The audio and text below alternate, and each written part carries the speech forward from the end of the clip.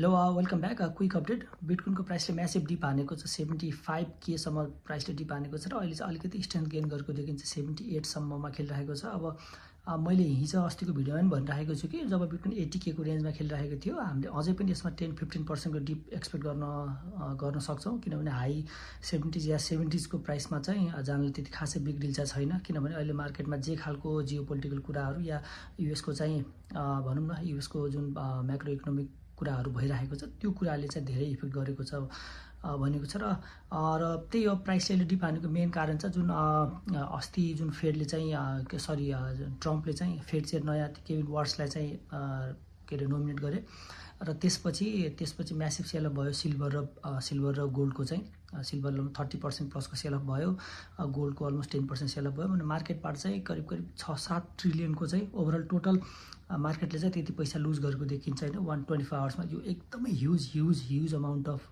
Money हो है, 6 trillion 7 trillion भनेको चाहिँ। अब यसले चाहिँ के देखायो भनेपछि अलिकति केभिन वार्स चाहिँ यो पहिला पनि हिस्टोरिकली उनी पनि अलिकति रेट कटमा चाहिँ एग्रेसिभ हुने या र त्यो सँगसँगै चाहिँ क्वान्टिटेटिभ इजी एउटा ब्यालेन्समा लगेर जाने क्यारेक्टरको मान्छे रहेछन् र मार्केटले त्यसलाई चाहिँ त्यही हिसाबले रियाक्ट गरेको छ। र यो सँगसँगै चाहिँ जुन US government shutdown partial shutdown चाहिँ भएको छ यो मन्डेसम्म, जबसम्म सिनेट खुल्दैन तबसम्म अग्रिमेन्टहरू सबै भइसकेको छ। जस्ट सिनेट खुल्ने र भोटिङ मात्र हुने भन्ने कुरा हो, त्यसमा त्यस्तो बिग इम्प्याक्ट या भनौँ न पहिलाको जस्तो सटडाउन हुने न्युज चाहिँ छैन।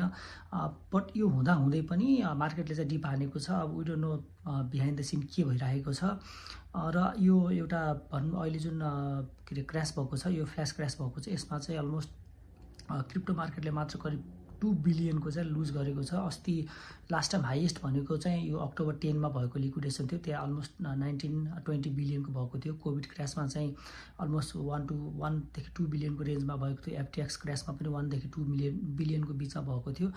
तर अहिले यो सन्डेमा चाहिँ केही पनि त्यस्तो बिग न्युज ब्याड न्युज केही पनि छैन होइन, ब्ल्याक स्वान इभेन्टहरू केही पनि भएको छैन, but still 2 billion plus liquidation भएको छ भनेपछि यसले मार्केटलाई के देखाउँछ, कति फेयरफुल सिनारियो क्रिएट भइराखेको छ र मार्केटले सायद अब मन्डेलाई चाहिँ डेस्परेटली वेट गरेको पनि देखिन्छ होइन। अब मन्डे सायद मार्केट ओपन हुने बेलामा हामीले वी डोन्ट नो अब मार्केटमा क्रास एक्सपेक्ट पनि गर्न सक्छौँ, भोलाटाइल हुन पनि सक्छ होइन। अब किनभने जुन फ्राइडे केभिन वार्सको न्युज भयो त्यसपछि चाहिँ मार्केट क्लोज छ र नर्मल्ली चाहिँ अब यस्तो टाइममा चाहिँ एकदम हाइली भोलाटाइल टाइम हुन्छ र यस्तोमा चाहिँ मार्केट त्यसरी रियाक्ट पनि गर्ने गर्छ।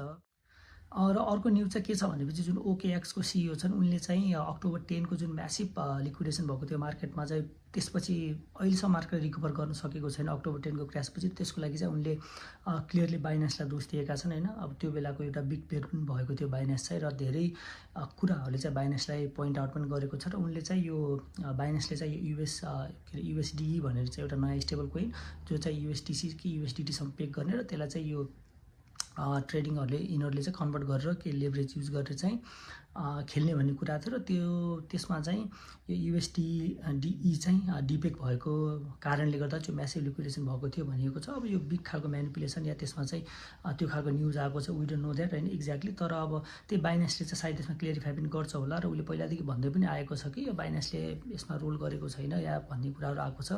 तर अब त्यस्तो कुरा देखिँदैन, धेरै ठाउँमा चाहिँ पोइन्ट आउट गरेको देखिन्छ र यो क्रासको यो न्युजले पनि सायद क्रिप्टो मार्केटलाई अलिकति असर गरेको पनि हुनसक्छ, किनभने म्यानिपुलेसन क्लियरली देखिएको छ होइन।